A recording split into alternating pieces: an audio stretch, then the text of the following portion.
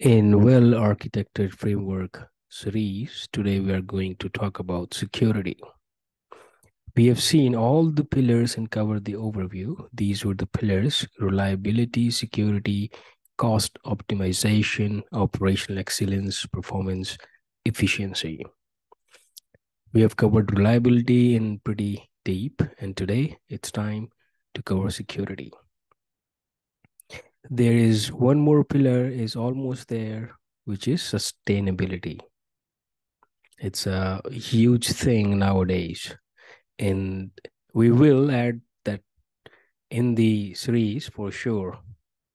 But for today, it's time to talk about security under well-architected framework. So, security design principles is something that we are going to cover first, and then try to talk about various aspects of environment and how do we secure that. So what are those principles that we need to understand? Well, security design principles describe a securely architected system hosted on either cloud or on-premises. Application of these principles dramatically increases the likelihood your security architecture assures confidentiality, integrity, and availability. Or we could simply say CIA, confidentiality, integrity, and availability is the ultimate goal of the security and all the security strategies. Let's go through these principles one by one and learn how could we secure or assess security as per the well-architected framework. The very first is planning for resource deployment and how to harden them. There should be a proper planning for the resource deployment with security in mind. Cloud is an open playground, and there are multiple ways that we can deploy resources. But we must place policies so that there should be acknowledgement, approval before the resource deployment, and there is a proper way of the deployment. For example, we are deploying all the infrastructure from the Terraform. Everything is there on the Terraform repository, and we are locking people to go and create snowflakes. And policies in place are denying certain SKUs to be deployed, resources to be deployed in certain regions for the governance purposes. We need to focus on how individual cloud services are protected as its shared security model, cloud. And we do have PaaS services, hence think security from cloud perspective, or rather cloud services perspective, and also utilize cloud native protections as well. So that's our principle. We are not going deep. We're just trying to understand the principles in this video. So the very first is there should be a proper planning of the resource deployment, and we should have a plan to harden them. And the second principle is automation, or automate and use least privilege. Implement least privilege throughout the application and control plane to protect against data exfiltration and malicious actor scenarios. Least privilege will help you secure your environment from things which are unintentional. And if somebody hacked the credential of one of your user, then he can misuse the access that he has. Maybe he doesn't need that much access. We should have automation in place for the deployment, rather DevSecOps, to minimize the need for human interactions. And both automation and least privilege certainly help minimize the human errors. That's our second principle.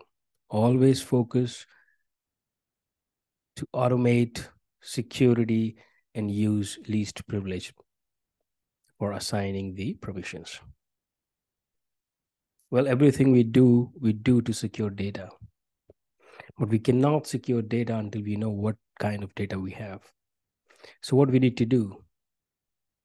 Well, of course, encrypt, but before we encrypt data, we should know what all data we have. Once we have discovered the data, we should classify. We should classify data as per the risk and apply labels to utilize various policies. Apply industry standard encryption at rest and in transit, which ensures keys and certificates are stored securely and managed properly. Monitoring is another principle.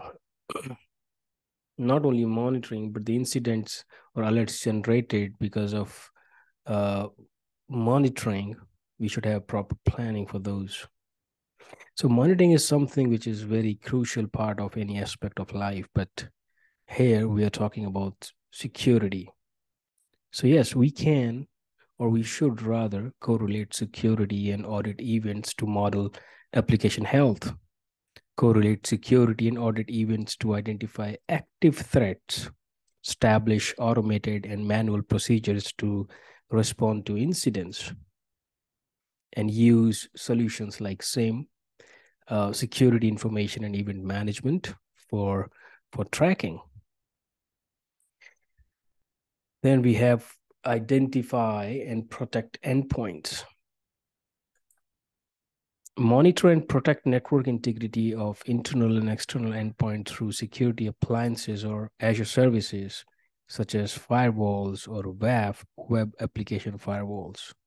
We should use industry standard approaches to protect common attack, such as DDoS attacks.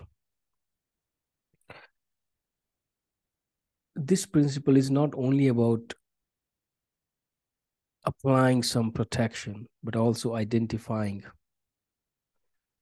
an approach to clear that up and let the infrastructure environment resilient. Then we have protect against code level vulnerabilities. Till now, we were protecting the infrastructure, but of course, where the application is running. But now it's about the application code. So identify and mitigate code level vulnerabilities such as cross-site scripting and standard query language injection, which is SQL injection.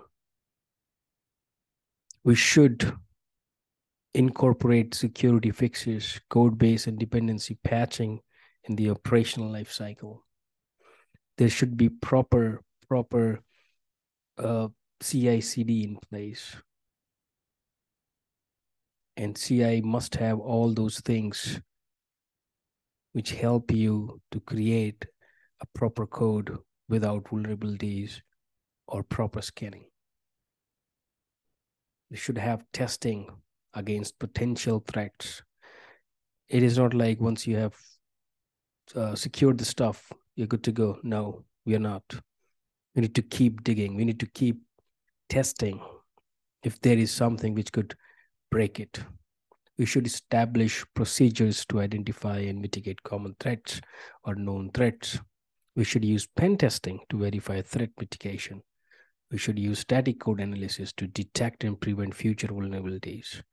Use code scanning to detect and prevent future vulnerabilities. Well, these are the security principles. These will guide us in a very high level. But if we go into details and application of these principles, we need to secure and or protect identity, network, data, applications, all those elements. And in upcoming video, we'll be securing these one by one with the best practices and the services or resource provided by Azure. So this video was kind of overall security principles that we should be aware of. which will guide us holistically, but actual detailed security of our identity, network data, application endpoints, and infrastructure, we're going to go through in upcoming videos. Well, thank you for watching. And